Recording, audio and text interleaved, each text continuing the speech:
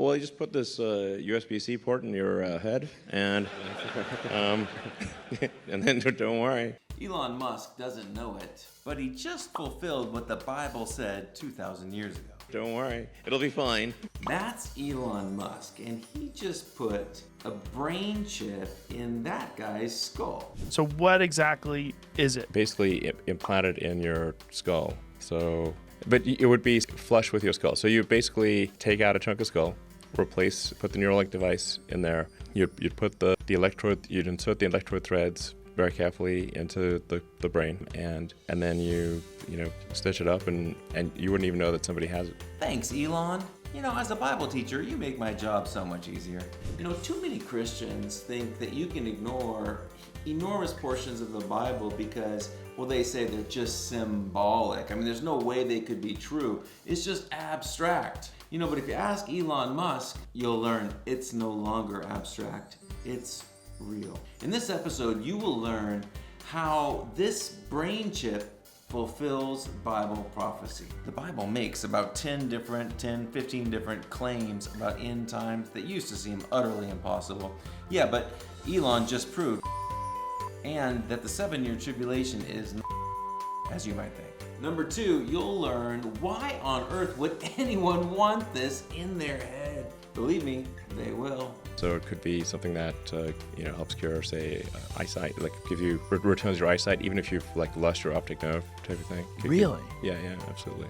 Hearing, obviously. I mean, pretty much anything that it could, in principle, fix almost anything that is wrong with the brain. Number 3, you will learn how seeing the Bible come alive helps you see everything else.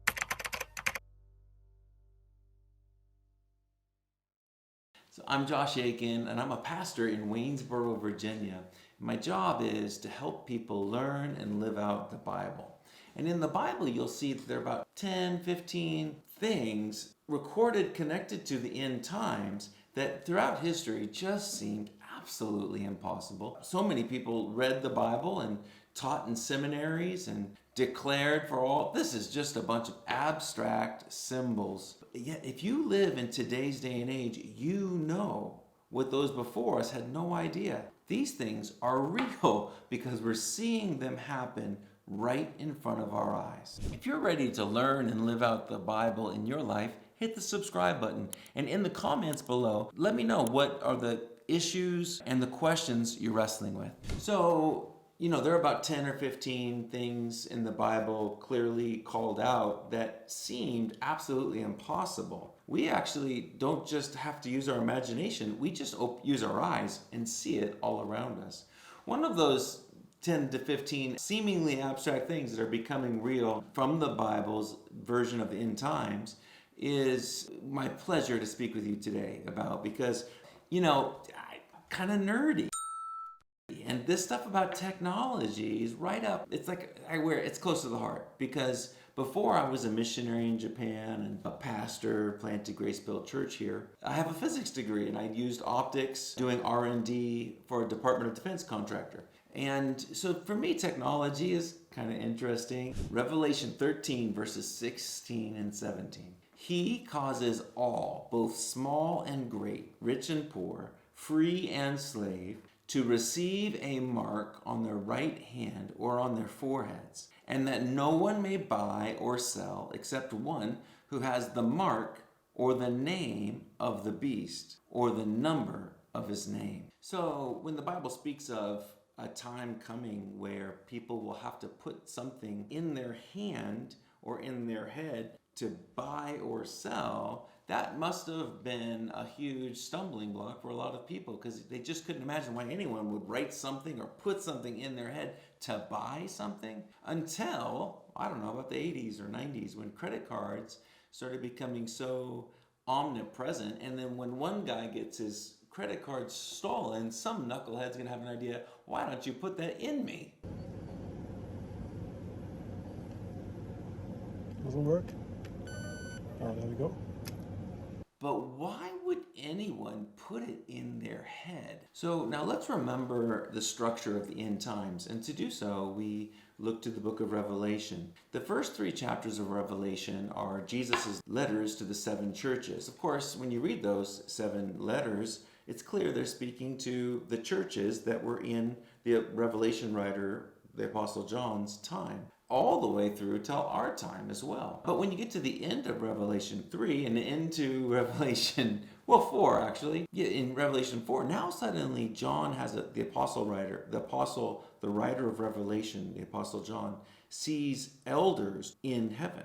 And that means from that point in Revelation, the church is in heaven. That, of course, is our understanding from 1 Thessalonians 4, verses 16 and 17, which says that when Jesus brings the church to himself, when one is taken and the other is left, we meet him in the clouds. He describes it in 1 Thessalonians 4, 16 and 17 as those people who died in the faith and those people who are alive and believe are caught up, that's that word rapture, caught up together to be with Christ from that point on.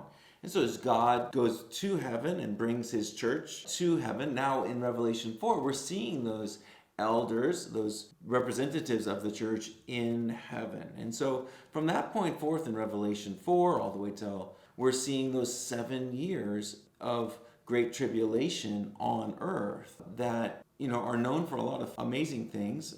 We know that many, many, many people die. We also know that many, many people come to faith in Jesus Christ during this great tribulation. Another thing is, in addition to these world cataclysmic events, there's a person referred to in the Bible as the Antichrist, who comes on the scene and somehow causes peace.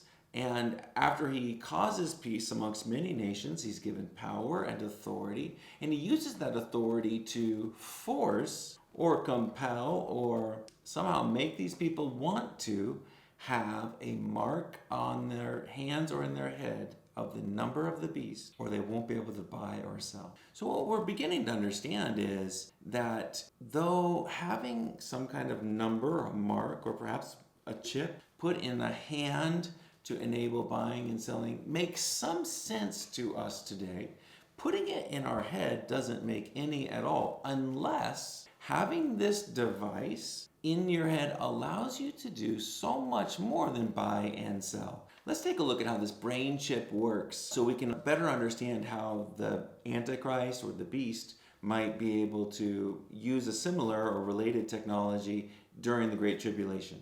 Elon Musk's company Neuralink uses a chip that's actually about the size of a quarter placed on the head, and then a robot drills into the brain multiple leads, like little wires that can receive electric signals that are being communicated throughout the brain. As the brain gets electric signals from the eyes and different sensors in the body, then now the Neuralink device can receive all of those and in the future communicate to those as well. Oh, and the neat thing about Neuralink, of course, is their device is completely wireless.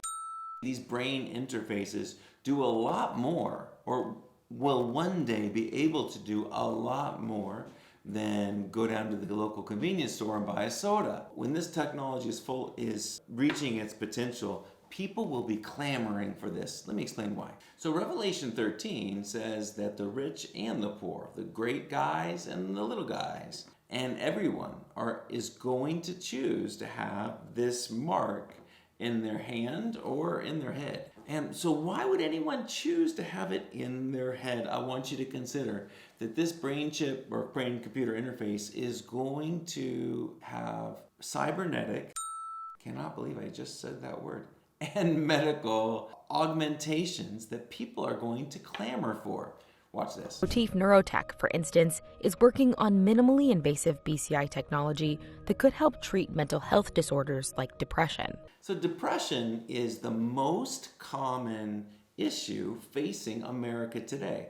40% of all adults in America in our day, 2024, have symptoms of depression. So, next to obesity, there is no other issue that's more ripe for financial development, for a greater financial market to exploit than depression. But it's not just mental illness.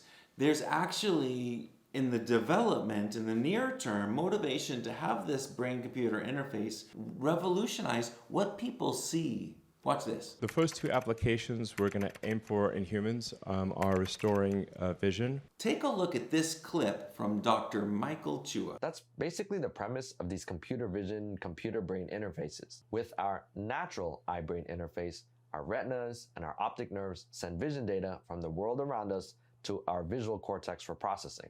But with Neuralink's technology, they're basically replacing the eye and the optic nerve component with a camera and a computer instead. This is, of course, a lot easier said than done.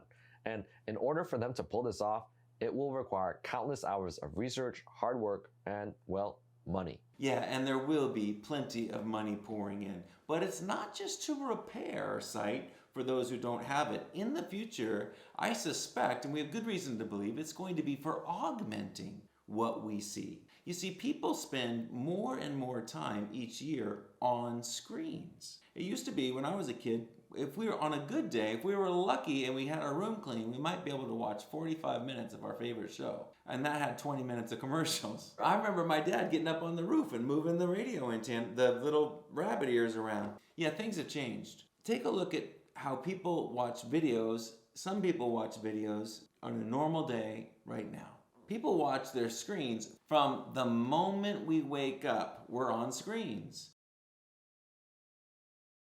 I mean, here's a guy on the Apple Vision Pro. 2, getting ready in the morning. Or how about on the commute? Getting some work done at the office or at home, wherever. To finally coming home to your honey. People increase their screen usage every day. So when the technology arrives for people to be able to see what's from a screen, naturally and on top of what their eyes are already seeing, that augmented reality becomes IRL. That becomes what the kids see, both the screen and from their natural eyesight, all as one. Believe me, you think it's hard to get your kid off of a cell phone now? There's going to come a time it's going to be even just as hard or harder to keep a brain chip out of your teenager's skull. You know, in a way, this changes how we see the world. We need to stop treating the Bible like it's a bunch of nice, pretty, encouraging, and inspiring stories. It wants to be 1,000 times more. Here's what I want to ask you to do from the Bible. Stop fantasizing it. Isn't that how people see it? They make it something like fairy tales or cute stories, and they allegorize the Bible till it means nothing. Don't over-allegorize it. Or worse, don't ignore it. I mean, really, what's worse? Making it all so symbolic and such a nice story with no applicable meaning, or ignoring it all. Imagine if we did that to our mom and dad.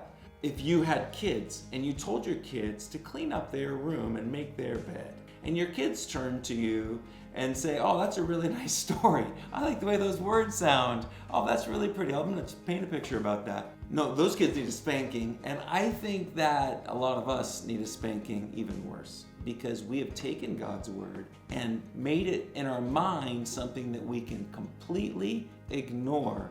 We come up with intellectual reasons for it, or so-called philosophical reasons to justify our disobedience. Don't limit the truth of the Bible to some old dusty shelf somewhere. If the truth of the Bible is breaking into every part of our world today, politics, social issues, technology, then let the Bible break into your heart just as much. Live ready for Jesus. You know, I mentioned that there are about 10 to 15 details in the Bible connected to end times that used to seem absolutely impossible until today. Now they seem, well, they make perfect sense. One of them is this battle called the Battle of Gog and Magog. And it occurs either right after the rapture or perhaps right before. I've prepared a great Bible study to help you understand all the details of it. Take a look here.